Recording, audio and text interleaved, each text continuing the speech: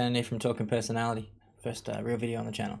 What we'll be discussing is what WTF is the MBTI, what it is briefly, what I think it's good for, what it kind of sucks at, and yeah, we'll go from there.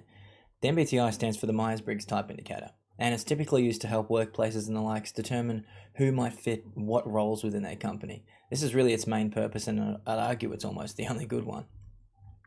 A lot of people seem to look at it as some sort of identity indicator or something, some way of categorizing yourself or others into some sort of box. But I don't think that works very well because, let's face it, people and personalities aren't stagnant. I feel like people that always return the same type, etc., across the span of multiple years are probably biased and swaying the results to be what they want because they identify with a certain type or they want to be a certain type. So there are 16 types, and these are created by 4 separate dichotomies. There's introversion and extroversion, sensing and intuition, thinking and feeling, and finally judging and perceiving. Introversion and extroversion within the MBTI is about whether you gain your energy around people or if people drain your energy. There's more to it than this, but ultimately this is the heart of it. Some people associate some things like antisocial behavior and social awkwardness or shyness with introversion, but this is just wrong. Likewise, being talkative doesn't really mean you're an extrovert, at least not in other models or systems, but in the MBTI, the understanding of introversion and extroversion is insanely superficial. It's pretty much just wrong if you follow the science. Sensing and intuition is about whether you're more the kind of person that goes with your 5 senses, with what your 5 senses are observing, or if you're more the kind of person that goes with what your own gut instinct is telling you. That's really all it is within the MBTI. Of course, sensation and intuition are much more complex than this from a Jungian perspective, but within the confines of the MBTI, it really is that simple. I think sensing and intuition could also be broken down into just facts versus assumptions in a way when it comes to the MBTI. My reasoning is sensing is just sense facts. It's what you're seeing, what you're hearing, tangible, provable reality, that sort of thing. And intuition is pretty much just not that. So it's assumptions, it's things that you think are real or correct, but you can't really prove. So this means intuition within the MBTI would actually be pretty close to the more sort of wider understanding of intuition, which is basically just to know something without knowing how you know. Thinking and feeling within the MBTI is about whether you follow your thoughts, logic, rationale, or reasoning, or whether you follow your heart and emotions. From the perspectives of other models, and even my own personal opinion, this doesn't really capture thinking or feeling. It doesn't really actually capture what they're about. But that's what they are within the MBTI. The MBTI simplifies things to a point where they don't really resemble their origins, but that's okay. It's turned into its own thing, and it absolutely has its uses there. Judging and perceiving is about whether you're more the kind of person that's rigid, likes structure and organization, likes lists, that sort of thing, or if you lean more towards being more casual and flexible and open to whatever comes your way. It really is as simple as that. That's all judging and perceiving is in the MBTI. Now that I've run through what the dichotomy means, what do I actually think about it? I think the MBTI is kind of a farce. Jung knew it'd end up where it is now, where it's basically just some sort of game that people play, and it doesn't really have much meaning beyond that. I think it's useful for its main purposes, which is to help businesses and the likes to make sure they get employees in roles that are suitable, but that's mostly it. There's also a self-help aspect of it that I think it can be fantastic, but to be honest, I never see this. I never see people really using the MBTI to better themselves. It's usually used in all the wrong ways. It's usually used in ways so that people can feel like they're rare, special, or unique. I see it used in really stupid ways, like trying to tell people that they're not the type they think they are. This is just absurd because the MBTI is subjective. It's a self-assessment. Literally nobody else on the planet can decide on a more accurate type for you within the MBTI than yourself.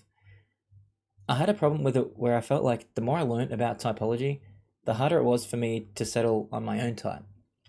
But this is because I was just overcomplicating things and trying to reconcile the MBTI with Jung's work, which it doesn't work. It just doesn't work. It's just not compatible. There's too many differences. So to that end, I look at the MBTI as a totally separate model to Jung's types and functions. It's a completely separate model to things like the objective personality model. I think it's even a completely different model really to the function axis system that a lot of people like to use, and that's actually incorporated into the MBTI. The dichotomy and the functions in attitudes just doesn't work. Myers added the PJ dichotomy for no reason. It's perceiving and judging. It's actually already built into Jung's work by way of his rational and irrational functions. The rational functions are thinking and feeling, which are the J functions in the MBTI, And the irrational ones are sensing and perceiving. These are the P functions in the MBTI.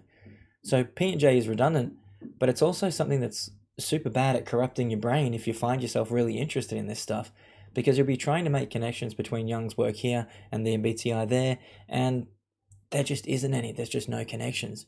You really have to view them as completely separate entities.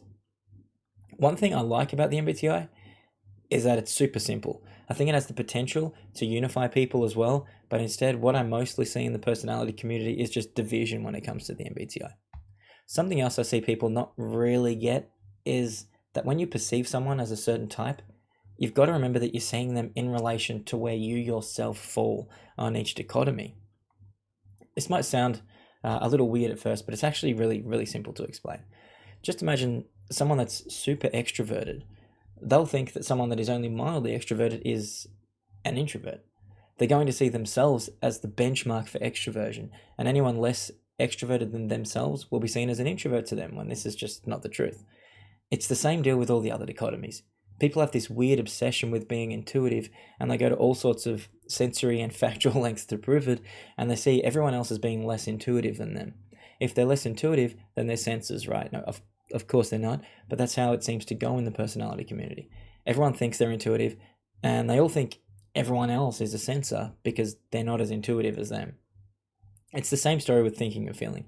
You can have two thinkers, and if one of them is a little more feeler than the other one, then the more thinker one is going to see the other thinker as a feeler, just because of where they themselves fall. This whole thing is just super subjective. Another issue I've got is the notion that we're actually good at our preferences. This is something the MBTI actually gets right, but it flies clean over everyone's head, and it just never gets heard. Just because someone prefers thinking doesn't mean that they're actually good at thinking. And the MBTI is about preferences. It doesn't matter what you can prove. It doesn't matter what someone else thinks they can prove about you. All that matters is your own personal preferences. It's not skill-based. It's the same with the other dichotomies. Just because everyone else sees you as an introvert, for example, doesn't mean you prefer to be introverted. It's 100% preference-based. Context is rarely taken into consideration by people that are typing others. They type based on what they literally see, without looking into why a person might be coming across a certain way or behaving a certain way. For example, an IT guy might have to do stereotypically thinker-like things all day. Everyone will see them as a thinker. People probably already thinking, okay, it's an IT dude, there must be an INTP or an ISTP then, but this is so flawed. It's about what that person themselves prefers. They might prefer to be super extroverted and super feeling and test as an ESFJ based on their preferences. And you can't argue against it because your opinion doesn't actually matter and doesn't have anything to do with their own subjective typing of themselves. And that's what the MBTI is. I feel like I've rambled on here for a while. So to summarize, I think the MBTI is a super subjective model of personality that veers way too far away from Jung's work than it really should, but it's become something pretty cool in and of itself. Any suggestions for things to talk about in the future is welcome, so feel free to leave a comment. If you're interested, I am available for personality typings. I can provide perspectives on MBTI types, Jungian types, objective personality types, any of that kind of thing. So just shoot me an email about it. The link to that is in the description, but it's talkingpersonality@outlook.com. Till then, see you next time.